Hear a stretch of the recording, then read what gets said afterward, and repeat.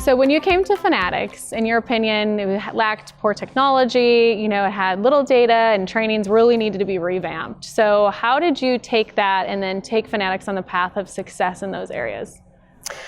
One of the things that I noticed when I first came to Fanatics is that the talent pool was incredible.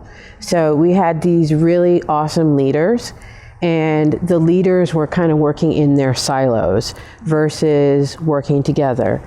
So one of the first things was to bring the leaders together to talk about the challenges of the technology and what the real problems were. The first challenge that we had was that our systems were based on a single terminal, and all the other terminals were connected to that one terminal. So you can imagine the customer experience. If that one terminal goes down, you were literally dropping 30 people at a time from chats and voice. So we needed to change that entire structure so that we wouldn't have that problem anymore. The other was that our hiring strategy needed to change.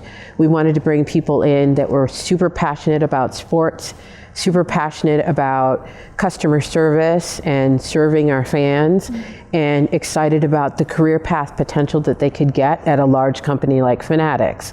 And part of that is bringing your leadership team into the training classes and share your stories. So several of us came from the contact center industry ourselves.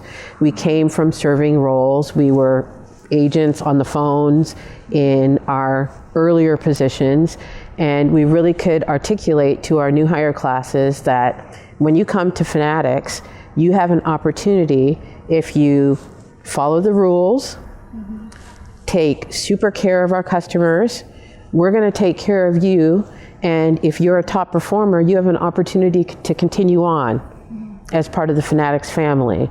At that time, we were hiring primarily seasonal employees, and we typically would see 20 to 30 people who were the cream of the crop, who really wanted a career in service, and they would stay on with us. So there are consumer sites that customers will go to complain on, like the Better Business Bureau.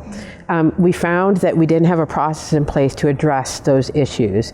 So we put a process in place to make sure that we were responding to those types of customer complaints. And we went from not being rated at all as a company to, within the first 6 months, we had a B+ rating. And then by the early January of 2018, we had an A+ rating on the Better Business Bureau, and it's been the same ever since. The other is that when you are inspiring people and you're inspiring them to take care of fans, the fans do really appreciate how they're taken care of.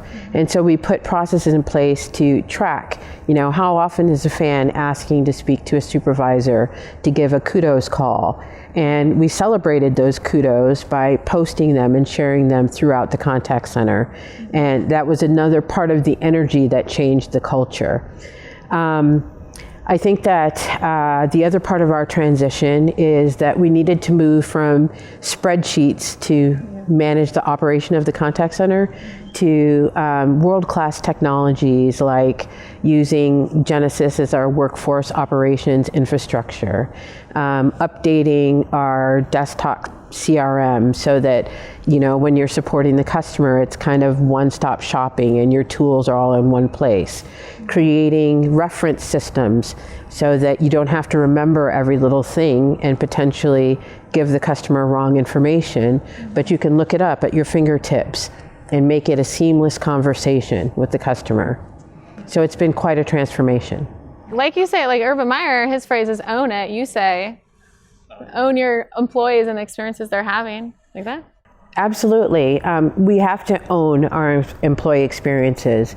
If you think about great customer experiences, they start with your employees. And if you don't have great employee experiences and a strong culture where people feel a sense of ownership, that everything they do is contributing to the success of the fans and the success of the business, that foundation is critical to people coming back. And when your fans feel like the person they're talking to on the other end of the phone or on the other end of the chat or in social media are passionate about what they're doing, that energy comes through in those interactions. And by owning it and owning your role every step of the way, that customer feels so confident that they've been taken care of in that special way that makes them want to come back and shop with us over and over again.